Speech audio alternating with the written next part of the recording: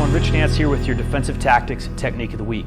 Today we're going to talk about Boyd's cycle, otherwise known as the Ooda Loop.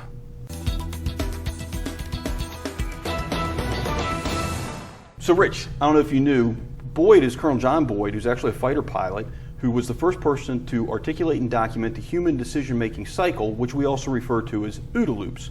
It's an ongoing repetitive cycle. So if you think of the Ooda Loop as a big circle, you start at the top with an O, you go around clockwise to your next O, and you have the D and the A.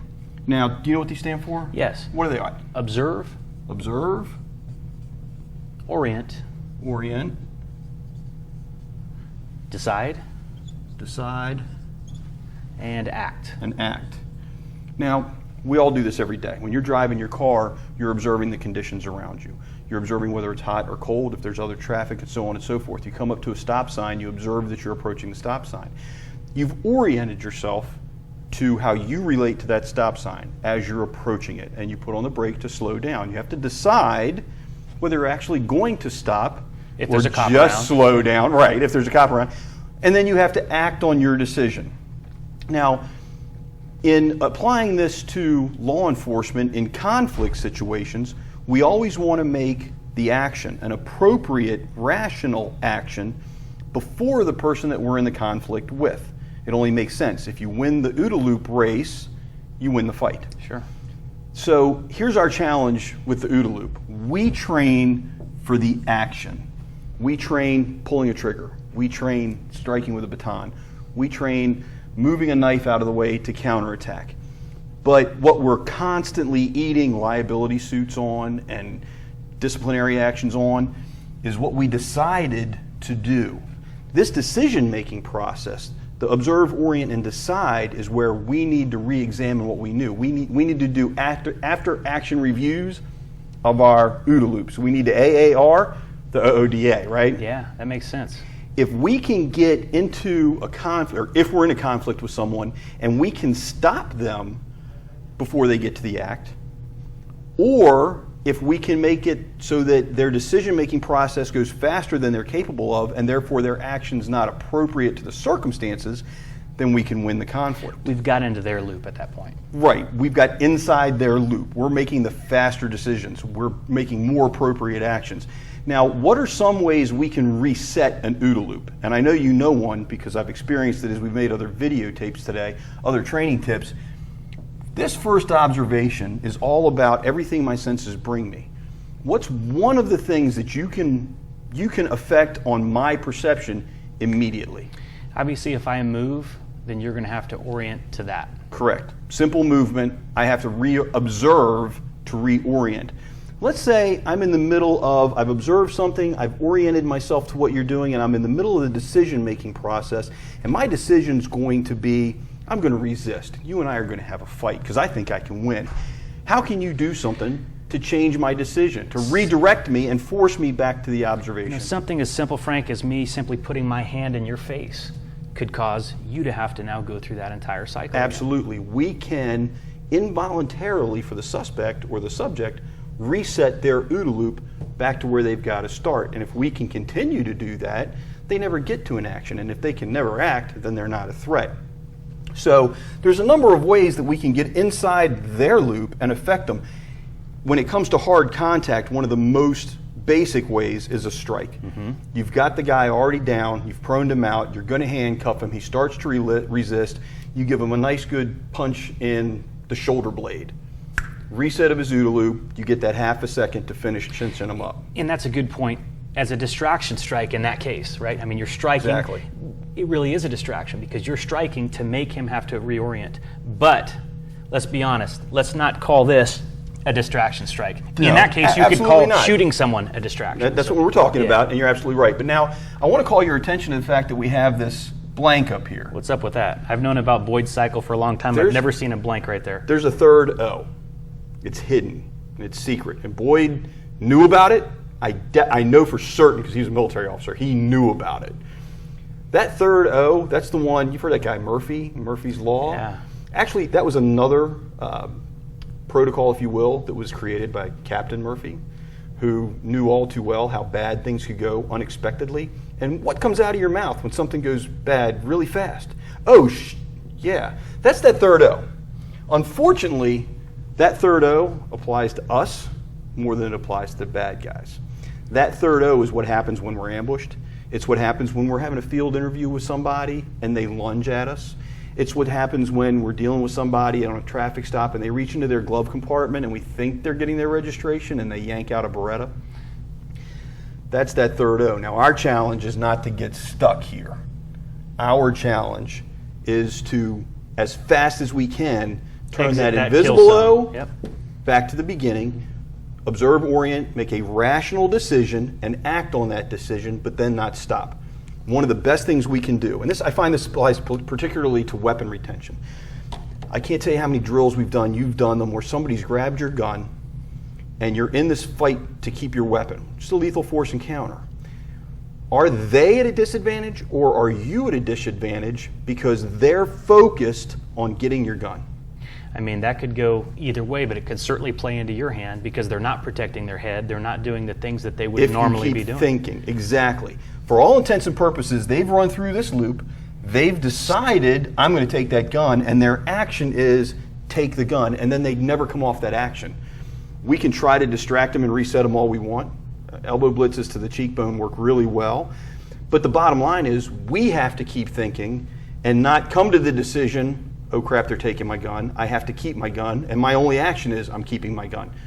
Now we're both frozen in time. We're in a struggle for a gun. And we have to cycle through the OODA loops, take advantage of the fact they're locked on one thought process, and use that distraction of their own thought process to exercise our ability to protect ourselves. That's a great point, Frank. And I have to admit that I've been stuck in that OODA cycle before when maybe I'm trying to effect some kind of takedown and it doesn't work. And he's resistant. I'm trying, and what you need to do is transition from that. Maybe it's a distractive strike to the face, something that's going to take his mind off resisting that, then you can apply the Bottom technique. line, you can't reset his if you don't reset yours.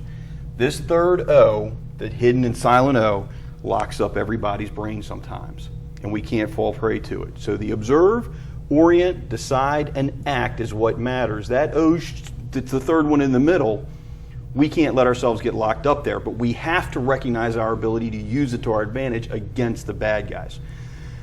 So what I wanted to share with everybody was Boyd's cycle. I mean, this guy was a fighter pilot, and they called him, what, 42nd Boyd? Yes. He would get inside his opponent's decision-making process so fast and so easily that he would lead them into the decisions that he wanted them to make so that they'd be his prey. We don't think of the people we serve as prey, but I like thinking of the bad guys as prey. We need to get inside of their decision-making cycle and use it to our advantage, but we have to understand it from Jump Street, from get-go, and apply it and understand how it affects what we do. You're right. It's simple, but there's a lot to it. You know, at our agency, some instructors have just said, remember to get in his OODA loop. Well, you can't just say that. That has no meaning to someone who doesn't really understand in detail what that means. Yep. One thing I like to tie this to also, Boyd's cycle, is Cooper's colors, right? I mean, you're not going to observe or orient anything if you're in condition white, which is, you know, like this board here, meaning that You're asleep. You're asleep. You're totally unaware of what's going on around you. Condition yellow, that level of relaxed alertness, that's where you're going to start to pick up on these things. And then condition red, that's when maybe you make your decision, oh, he does have a weapon, I'm going to draw my gun. And of course, the act would be, you know, condition red, where you're actually firing the weapon or doing whatever is appropriate to negate that deadly threat. You're acting on the decision you made. Exactly. I would debate one thing with you, and it's the kind of debate you have over a couple of beers on a weekend when you don't have anything better to do. Where's my beer? Everything, we're going to get there, everything starts with the observation. If you're observing some behavior on his part that makes you think there might be a problem, that's your orientation, is you think there might be a problem. Your decision is to either continue or to take control. You continue to observe. What we need to do is get people right at the beginning where we affect their observation and how they orient themselves. We talk about command presence. If command presence isn't about this OODA loop, I don't know what is, because we come across as so professional and so strong, whether it's physically or in a personality, whatever, that they decide, based on how they've oriented themselves to their perception of us, they've observed and oriented, they've decided, this isn't the cop for me to try to fight. That was the best way to go. Or they think, maybe I can do something, and they stick their hand in their pocket. Let's take control, positive control, make sure we don't put up with that. We have to stay ahead of that circle, and anybody who teaches anything to do with conflict, whether it's defensive tactics, officer survival, straight gunfighting, I don't care. If they're not teaching OODA loops, they're not doing their students a service. I believe that this is intricate to successful conflict resolution with us as coming out victorious. Agreed. Excellent explanation, Frank, and I appreciate you educating me to that unknown The third O. O. Thanks.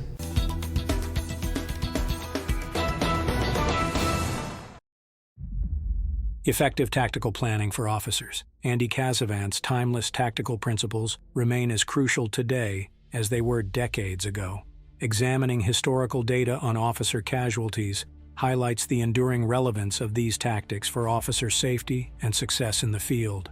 Casavant's concepts and Boyd's OODA Loop form a vital foundation for officer training and operations. The OODA acronym stands for Observe, Orient, Decide, and Act. It is a simplified decision-making model derived from Boyd's more complicated OODA cycle. Initiate the OODA loop by remaining unseen. Observing from a distance allows officers to assess situations and plan strategically, giving them the upper hand. Maintain distance to enhance observation and safety. Avoid the temptation to rush in without a comprehensive understanding of the scene. Assume visibility and prepare response plans accordingly. Being mentally prepared expedites decision-making under stress. Surprise suspects by controlling the encounter's dynamics. Strategic positioning can overload suspects' OODA loops, facilitating smoother apprehensions. Approach from unexpected angles to catch suspects off guard. Utilizing flanking tactics maximizes safety and effectiveness. Understand the environment and terrain to optimize tactical decisions. Viewing situations from suspects' perspectives aids in anticipating and countering responses. Leverage numerical superiority to deter resistance. Enhance safety by ensuring adequate backup before engaging in potentially confrontational situations.